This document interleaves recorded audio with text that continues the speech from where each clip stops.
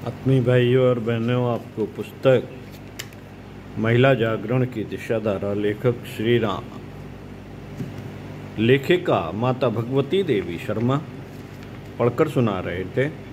पिछले वीडियो के क्रम में हर घर में उपयुक्त प्रेरणाओं का प्रवेश किया जाए,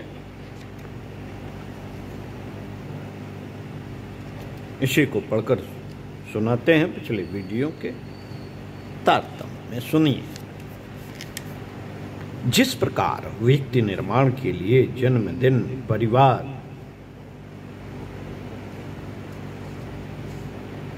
निर्माण के लिए संस्कार आयोजनों की अपनी धर्म परंपरा है, ठीक उसी प्रकार समाज निर्माण के लिए पर्व त्योहार मनाए गए हैं। यह प्रचलन मोहल्ले मोहल्ले की स्त्रियां भी मिलजुल कर सामूहिक उत्सवों के रूप में मनाना आरंभ कर सकती हैं। यूं संस्कारों और सत्संगों के माध्यम से भी छोटे आयोजन होते रहेंगे, पर उनमें नवीनता लाने के लिए पर्व त्योहारों का मनाया जाना भी कम महत्वपूर्ण नहीं है।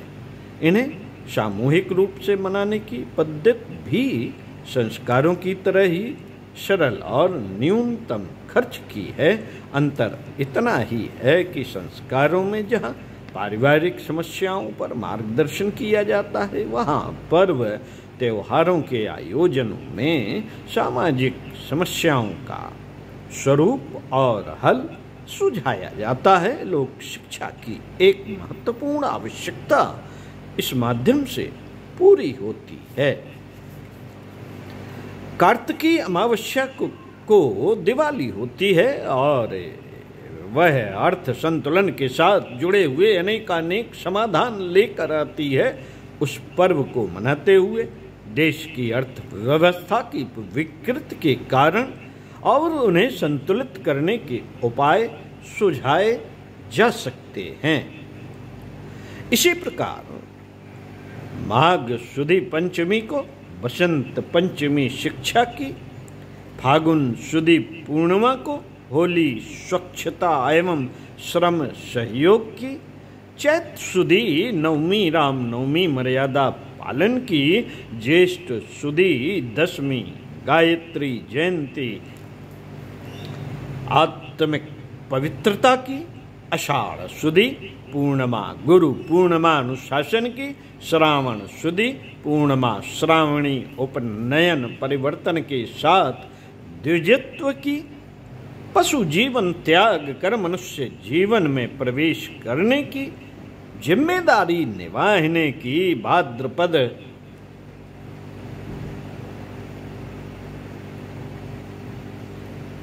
भाद्रपदवदी अष्टमी जन्माष्टमी, कृष्ण के कर्मयोग की, अश्वनी शुद्धि दशमी विजय दशमी शक्ति संचय की प्रेरणा लेकर आती है। इन पर्वों को मनाने में से उपरोक्त समस्याओं पर प्रकाश डालते हुए सामाजिक संगठन, संशोधन एवं विकास की अनेकानेक गुत्थियों के हल सुझाए जा सकते हैं। समाज निर्माण की शिक्षा इस माध्यम से उत्साहवर्धक वातावरण में ही अच्छी तरह हो सकती है। धर्म परंपरा के निर्वाह के साथ साथ लोक शक्ति को जागृत, परिष्कृत, संगठित एवं विकसित करने का यह तरीका इतना उत्तम है कि भारत की वर्तमान परिस्थितियों में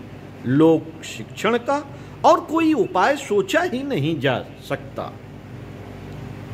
इसके अतिरिक्त रामायण कथा और सत्यनारायण कथा के आयोजन अपने अपने घरों पर, शाखा में अथवा मोहल्ला स्तर पर होते रह सकते हैं। मिशन ने सत्यनारायण कथा का अभिनव स्वरूप बना दिया है, राम कथा का भी बना दिया है, जिससे इस धर्म प्रयोजन का सहारा लेकर वह सब कुछ कहा जा सकता है जो आज की स्थिति में कहने योग्य है।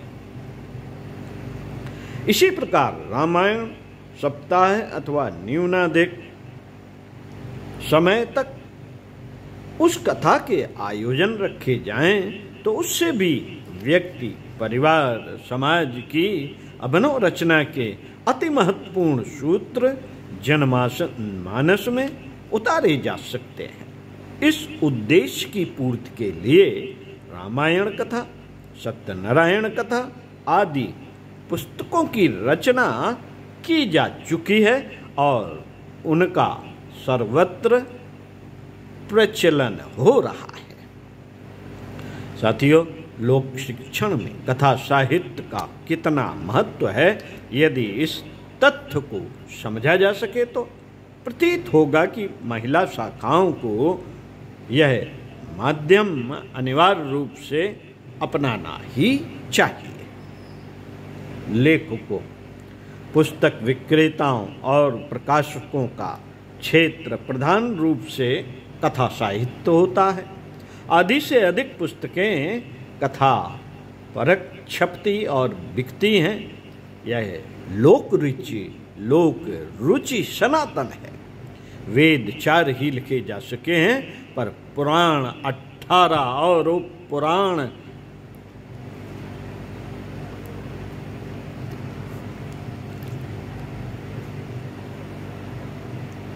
18 लिखे गए। चारों वेदों में मात्र 20,000 मंत्र हैं, पर अकेला महाभारत ही 1 लाख श्लोकों का अर्थात चारों वेदों का 5 गुना है।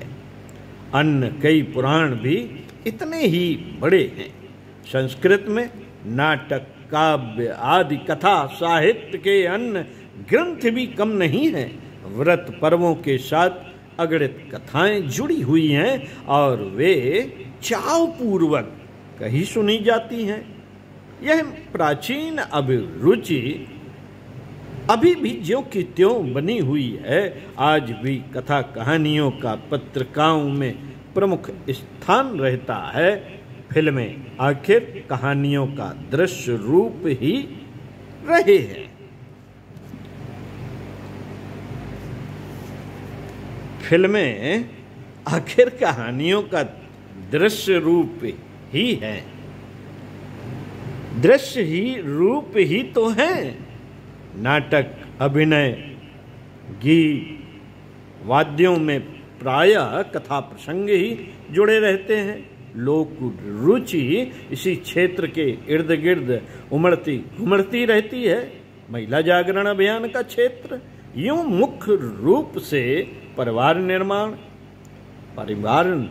है, पर उसी के साथ व्यक्ति निर्माण और समाज निर्माण के घटक अविच्छिन्न रूप से जुड़े हुए हैं।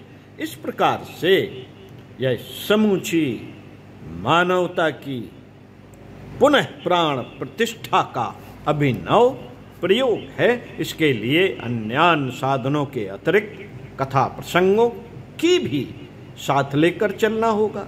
कथा प्रसंगों को भी साथ लेकर चलना होगा। सामान्यतया ग्रंथों को प्रेरणाप्रद कहानियां सुनाने की छोटी सी बात को लेकर आगे बढ़ना है। सामान्यतया बच्चों को प्रेरणाप्रद कहानियां सुनाने की छोटी सी बात को लेकर आगे बढ़ना है। सभी सदस्याएं बच्चों के लिए ज्ञानवर्धक एवं दिशा देने वाली कहानियां सीखेंगी और उन्हें किस आयु के लोगों के लिए किस प्रकार कहना चाहिए यह कला अपनाएंगी। हर घर में रात्रि को कहानियां करने का प्रचलन होना चाहिए।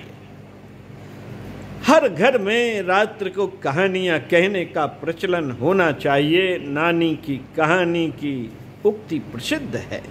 वृद्धाएं तथा जिनके पास अवकाश रहता है वे इस कार्य को बड़ी आसानी से कर सकती हैं। उनको उत्साह न होने पर कामकाजी महिलाएं भी किसी प्रकार इसके लिए समय निकाल सकती हैं।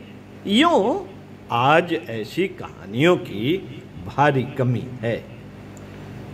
कमी है जो मात्र मनोरंजन न होकर बच्चों को दिशा एवं प्रेरणा दे सके। फिर भी उन्हें ढूंढा और उपलब्ध कराया ही जाएगा।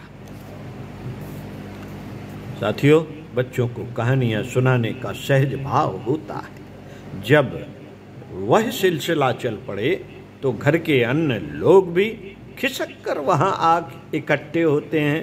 कथा सुनने में मजा तो सभी को आता है। कथा सुनने में मजा तो सभी को आता ही है। इस प्रकार कहानियां कहने की प्रक्रिया यदि सुनियोजित और दूरदर्शितापूर्ण आधार लेकर चलाई जाए तो इस माखौल जैसे दिखने वाले कार्य से भी अगणित सत्परिणाम प्रस्तुत हो सकते हैं। व्यक्तियों के निर्माण में कथा प्रचलन की अनुपम भूमिका हो सकती है। अपने युग निर्माण योजना मासिक पत्रिका अनेक वर्षों से इसी प्रयोजन के लिए निकल रही है। इसमें पौराणिक, ऐतिहासिक एवं आधुनिक महामानवों तथा महान घटनाक्रमों का वर्णन इस प्रकार रहता है कि कहानी पढ़ने सुनने का आनंद लेते हुए अंतः स्थल में आदर्शवादी परंपराओं की प्राण प्रतिष्ठा की जा सके। प्राचीन कथाओं को नए संदर्भ में प्रस्तुत करने की अपनी अभिनय योजना है। सत्यनारायण कथा का प्रचलन बहुत पुराना है। उसके आधारों में ऐसे परिवर्तन किए गए हैं जिससे कि जनगणना के नवनिर्माण में उसकी महती भूमिका हो सकती है।